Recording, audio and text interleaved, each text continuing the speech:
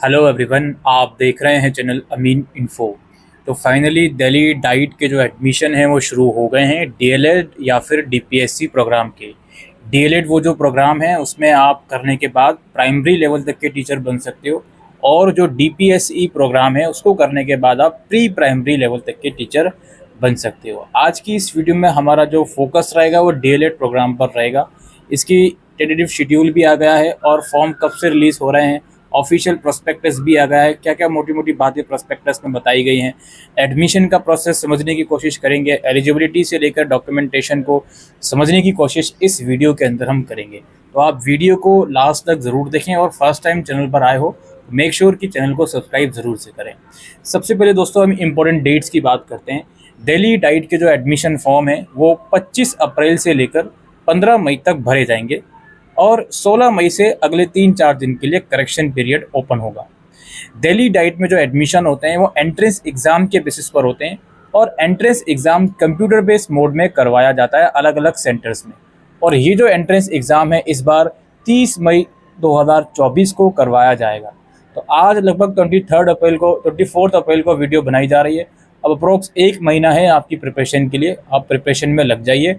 और डीएलएड में अगर आपको एडमिशन चाहिए या डीपीएससी में एडमिशन चाहिए तो फॉर्म 25 अप्रैल से आप लोगों के लिए लाइव हो जाएंगे, और फॉर्म फिलिंग के ऊपर भी आप लोगों को वीडियो में प्रोवाइड करूँगा। तो अब हम स्टेप बाय स्टेप कुछ इंपॉर्टेंट चीज़ों की बात कर लेते हैं।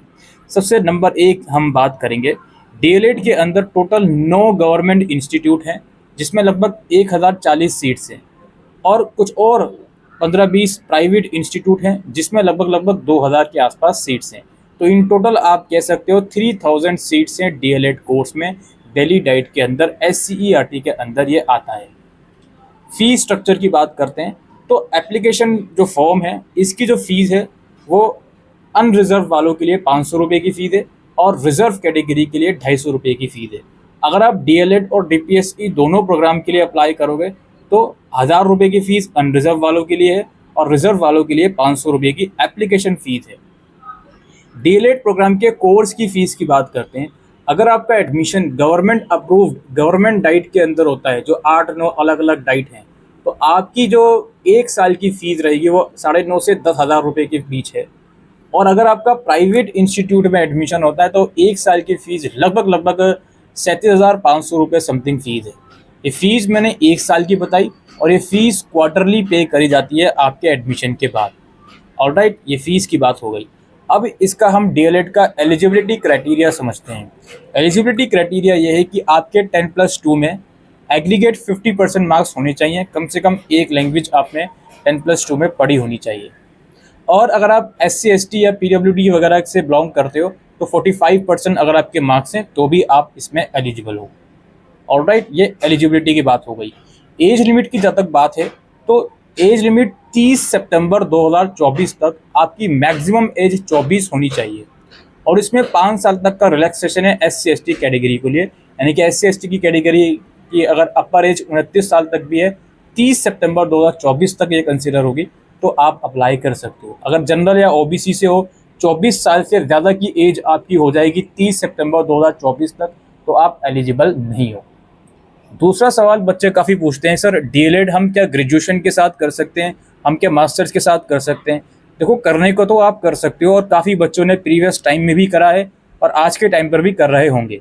लेकिन दिल्ली डाइट का जब भी प्रोस्पेक्टस रिलीज करा जाता है, और इस बार भी 2024 में भी दिल्ली डाइट ने साफ साफ मेंशन करा है कि डीएलएड एक प्रोफेशनल कोर्स है। इस कोर्स के साथ आप कोई दूसरा कोर्स नहीं कर सकते, चाहे वो रेगुलर मोड का हो, ओपन मोड का हो, पार्ट टाइम मोड का हो या कॉरेस्पॉन्डेंस मोड का हो। तो प्रोस्पेक्टस में ये बात लिखी गई है। अब आप बार बार ये सवाल पूछोगे कि सर ग्रेजुएशन के साथ कर सकते हैं, मेरे उस दोस्त ने किया था, मेरी उस फ्रेंड ने किया था, तो ये टोटली आपके ऊपर डिपेंड करता है। जो ऑफिशियल चीज़ें बता रही हैं वो मैंने आपको बता दी। इसके बाद यहाँ पे डीएलएड के अंदर जो सीट्स होती हैं इसमें 85% सीट्स उन कैंडिडेट के लिए रिजर्व होंगी जिन्होंने क्लास 12 दिल्ली के किसी स्कूल से करी है, और बाकी की 15% सीट्स उन कैंडिडेट के लिए रिजर्व होंगी जिन्होंने क्लास 12 दिल्ली के बाहर के किसी स्कूल से करी है। ऑलराइट, ठीक है, याद रखिए क्वालिफिकेशन जो रिजर्वेशन रूल है वो स्कूल से कंसिडर होगा। यानी कि दिल्ली के बाहर से अगर आपने करी है तो 15% वाले कोटा में आओगे, दिल्ली से अगर आपने क्लास 12 करी है तो 85% वाले कोटा में होगी, कोई डोमिसाइल सर्टिफिकेट की रिक्वायरमेंट नहीं है। इसके बाद हम बात करते हैं इसमें एडमिशन कैसे होता है। दिल्ली डाइट के अंदर जो एडमिशन होता है वो आपके कंप्यूटर बेस्ड टेस्ट के थ्रू होता है, ठीक है। ये मैंने आपको अभी थोड़ी देर पहले भी बताया था। ये जो टेस्ट होता है आपका 2 घंटे का पेपर होता है, एमसीक्यू बेस्ड आपका पेपर होगा। 150 क्वेश्चंस होते हैं इसमें, 150 मार्क्स के। और इसमें आपको जो टॉपिक्स होते हैं, आपकी क्लास 10th लेवल तक की साइंस होती है, केमिस्ट्री, बायो, फिजिक्स वगैरह। सोशल साइंस होती है, economics, geography, political science, history वगैरह। 8th क्लास तक के लेवल की मैथमेटिक होती है, बेसिक मैथमेटिक। इसके अलावा करंट अफेयर्स होते हैं इसमें, स्पोर्ट्स अफेयर्स वगैरह, और कुछ पर्सनालिटीज़ वगैरह, अवार्ड्स वगैरह, ये सब चीज़ें आपको याद करनी होती है। कुछ लॉजिकल रीजनिंग के क्वेश्चन होते हैं, टीचिंग एप्टीट्यूड के क्वेश्चन होते हैं, इस तरह के क्वेश्चन होते हैं। एंट्रेंस एग्जाम के सिलेबस के ऊपर डिटेल वीडियो हमने बना रखी है, उस वीडियो को आप ज़रूर देखें तो आपको समझ में आ जाएगा। तो एडमिशन आपका एंट्रेंस एग्जाम के बेसिस पर ही होगा दिल्ली डाइट के अंदर। अब थोड़ा सा एडमिशन का प्रोसेस हम समझ लेते हैं लास्ट में। सबसे पहला प्रोसेस ये है कि आपको दिल्ली डीएलएड का एप्लीकेशन फॉर्म भरना पड़ेगा ऑफिशियल वेबसाइट से जाकर 25 अप्रैल से 15 मई के बीच। एप्लीकेशन फॉर्म के अंदर कुछ चीज़ें हैं जो आपको ध्यान में रखनी है, जिसमें सबसे इम्पोर्टेंट चीज़ ये है कि आप अपनी कैटेगरी बहुत केयरफुली चूज़ करें, जिस कैटेगरी से आप बिलोंग करते हो। दूसरा, आप जो डाइट के प्रेफरेंस हैं ज़्यादा से ज़्यादा चूज़ कीजिए। बहुत से बच्चों का प्रेफरेंस सिर्फ ये होता है कि यार मुझे चाहिए एडमिशन तो सिर्फ गवर्नमेंट डाइट में चाहिए, प्राइवेट में नहीं चाहिए। लेकिन फिर जब एडमिशन की कट ऑफ आती है तो उनका माइंड चेंज हो जाता है कि यार अगर प्राइवेट में ही हो जाता और तो अच्छा रहता, लेकिन उन्हें इंस्टीट्यूट का प्रेफरेंस ही नहीं दिया प्राइवेट का।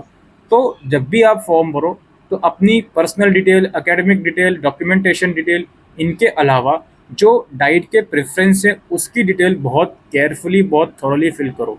ज़्यादा से ज़्यादा प्रेफरेंस आप फिल करो सो दैट आपका एडमिशन होने के चांसेस ज़्यादा से ज़्यादा हों। तो प्रोसेस ये है, सबसे पहले तो आपको फॉर्म भरना है। फॉर्म भरने के बाद करेक्शन पीरियड ओपन होगा, अगर आप उसमें इंटरेस्टेड हो तो करेक्शन कर सकते हो, अदरवाइज डायरेक्टली फिर आपका एडमिट कार्ड आ जाएगा 20 मई के बाद, और 30 मई को आपका एंट्रेंस होगा। एंट्रेंस जो इसका होगा उसका प्रेफरेंस भी आपको फॉर्म भरते वक्त देना होगा, मतलब एंट्रेंस इंग्लिश और हिंदी दोनों लैंग्वेज में होगा। Preference in the sense exam centre का प्रेफरेंस। दिल्ली और एनसीआर के आसपास इलाकों में आपका एंट्रेंस हो जाएगा, और एंट्रेंस के लिए एडमिट कार्ड आपका वेबसाइट पर आ जाएगा कुछ दिन पहले, जिसमें पूरा एग्जाम सेंटर का एड्रेस वगैरह सभी कुछ मेंशन होगा। तो 30 मई को आप एंट्रेंस देकर आओगे। एंट्रेंस देने के बाद आपका जो रिजल्ट है वो वेबसाइट पर डिक्लेयर करा जाएगा कि आपके एंट्रेंस में इतना स्कोर है। एंट्रेंस का रिजल्ट वेबसाइट पर आ गया, उसके बाद क्या होगा, उसके बाद आपको एक ऑप्शन और दिया जाएगा कि भाई अब आपका जो एंट्रेंस का स्कोर आपके पास आ गया, अब आपको अगर अपने मॉडिफिकेशन करना है अपने प्रेफरेंस में तो आप कर सकते हो। यानी कि डाइट का जो प्रेफरेंस आपने दिया हुआ है उसमें आपको अगर मॉडिफिकेशन, चेंजेस वगैरह करने हैं तो वो आप कर सकते हो। वो आपने कर लिया, उसके बाद फिर आपका क्या होगा जी, मेरिट लिस्ट आना शुरू होंगी। प्रोस्पेक्टस के अकॉर्डिंग आपकी 3 मेरिट लिस्ट आनी है, फर्स्ट, सेकंड, थर्ड। जब भी कुछ मेरिट लिस्ट आती है उसमें ये बताया जाएगा कि इस मेरिट लिस्ट में किन किन बच्चों का नाम है, किन किन बच्चों को कौन कौन सा डाइट अलॉट हुआ है, किस किस प्रेफरेंस का डाइट अलॉट हुआ है। अब इसमें क्या होगा जी, पहली मेरिट लिस्ट जब आती है तो इसमें कुछ कैटेगरी के बच्चे हो सकते हैं। पहली कैटेगरी का बच्चा वो हो सकता है जिसका नाम आया ही नहीं पहली लिस्ट में, तो वो तो डायरेक्टली सेकंड राउंड के लिए एलिजिबल हो गया, अब उसको सेकंड लिस्ट का वेट करना है। दूसरी और तीसरी कैटेगरी के बच्चे कौन हो सकते हैं, दूसरी कैटेगरी का बच्चा वो हो सकता है जिसका नाम आया और वो अपनी सीट से सेटिस्फाइड है, और तीसरी कैटेगरी का बच्चा वो हो सकता है जिसका नाम आया बट वो अपनी सीट से सेटिस्फाइड नहीं है, वो और हायर प्रेफरेंस का कॉलेज चाहता है।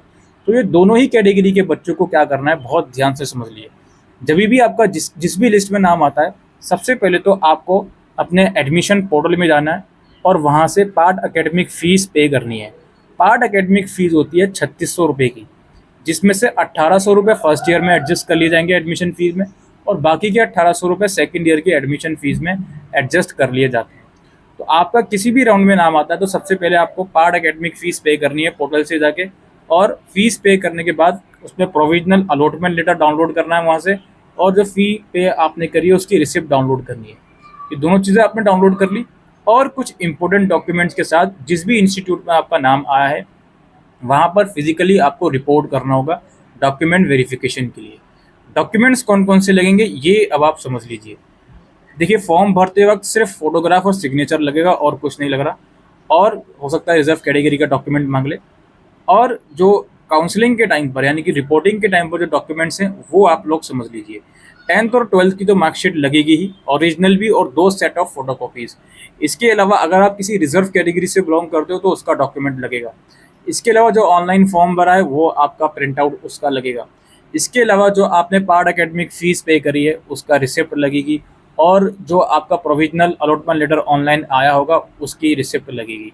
और इसके अलावा medical fitness certificate MBBS doctor द्वारा वो आपका लगेगा। जी हाँ, एमबीबीएस डॉक्टर से आपको एक मेडिकल फिटनेस सर्टिफिकेट इशू करवाना होगा, वो आपको इसमें लगाना पड़ेगा और कोई ऑप्शन नहीं है, वो मैंडेटरी है। ये सारे डॉक्यूमेंट लेकर जिस भी लिस्ट में आपका नाम आया है वहाँ जाइए, फिजिकली वेरीफाई करवाइए डॉक्यूमेंट, और ये सारे डॉक्यूमेंट की ओरिजिनल और 2 सेट्स ऑफ फोटोकॉपीज़ लेकर जाइएगा। और वो वहाँ पे आपको जाइएगा अपने इंस्टीट्यूट में, और वेरिफिकेशन के बाद देन आपको डिसाइड करना है कि आप अगर दूसरी कैटेगरी में हो, अपनी सीट से सेटिस्फाइड हो तो उसको फ्रीज़ कर लें, डैशबोर्ड से ही फ्रीज़ का ऑप्शन आएगा। और अगर आप सेटिस्फाइड नहीं हो तो आप फ्रीज़ ना करें, वेरीफाई करवा लिया आपने, अब डायरेक्टली थर्ड राउंड का वेट करें, नेक्स्ट राउंड का वेट करें। एक चीज़ यहाँ पे क्लियर करना चाहता हूँ, जिसको भी किसी भी राउंड में सीट अलॉट होती है और अगर वो उस सीट से सेटिस्फाइड नहीं है तो नेक्स्ट राउंड में पार्टिसिपेट करने के लिए उसको उस पर्टिकुलर राउंड में एडमिशन लेना पड़ेगा, डॉक्यूमेंट वेरीफाई करवाने पड़ेंगे, तभी वो नेक्स्ट राउंड में आएगा। अगर वो डायरेक्टली ये सोचकर बैठ जाए कि मेरा इस राउंड में मैं इंटरेस्टेड नहीं हूँ इस सीट से, डायरेक्टली नेक्स्ट राउंड में मैं पार्टिसिपेट कर लेता हूँ, अभी कुछ एक्टिविटी नहीं कर रहा, तो आप बहुत बड़ी गलतफहमी में हो, आपका एडमिशन कैंसिल भी हो सकता है। तो सारी एक्टिविटीज़ करनी है दोनों कैटेगरी के बच्चों को, चाहे वो सेटिस्फाइड हो या डिससेटिस्फाइड हो। बस डिससेटिस्फाइड वाले बच्चों को फ्रीज नहीं करना, वो ऑटोमेटिकली नेक्स्ट राउंड के लिए कंसिडर हो जाएगा। इस तरीके से 2 से 3 राउंड आएंगे।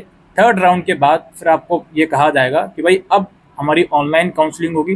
अगर आप ऑनलाइन काउंसलिंग में भी पार्टिसिपेट करना चाहते हो, थर्ड राउंड से भी सेटिस्फाइड नहीं हो, देन वो ऑप्शन आपको एक्सरसाइज करना पड़ेगा डैशबोर्ड से, देन उसका सारा अलग सा प्रोसेस है, काउंसलिंग फ़ीस अलग से 1000 रुपये की जाएगी। ये डिटेल प्रोसेस है दोस्तों दिल्ली डीएलएड एडमिशन का या डीपीएससी एडमिशन का। ऑलराइट, तो बाकी आप प्रोस्पेक्टस को एक बार प्लीज़ रीड कीजिए फॉर्म को अप्लाई करने से पहले, और एंट्रेंस एग्ज़ाम की प्रिपरेशन आप थॉरली कर सकते हो। प्रिपरेशन के ऊपर मैंने वीडियो बना रखी है, डिस्क्रिप्शन बॉक्स में लिंक मिल जाएगा। बाकी फॉर्म जब रिलीज़ होंगे तो डिटेल वीडियो बनाई जाएगी प्रॉपरली, आप उन वीडियोज़ का भी वेट करें। और फॉर्म भरते समय बिल्कुल केयरफुल रहें, प्रेफरेंस ज़्यादा से ज़्यादा कॉलेजेस की दें, सो दैट आपके एडमिशन होने के चांसेस बढ़ जाएं। मुझे मालूम है ये वीडियो काफ़ी लंबी हो गई है, इस वीडियो को मैं यहीं समाप्त करता हूँ। अगर आपको ये वीडियो यूज़फुल लगी हो तो वीडियो को शेयर कीजिएगा। Thank you.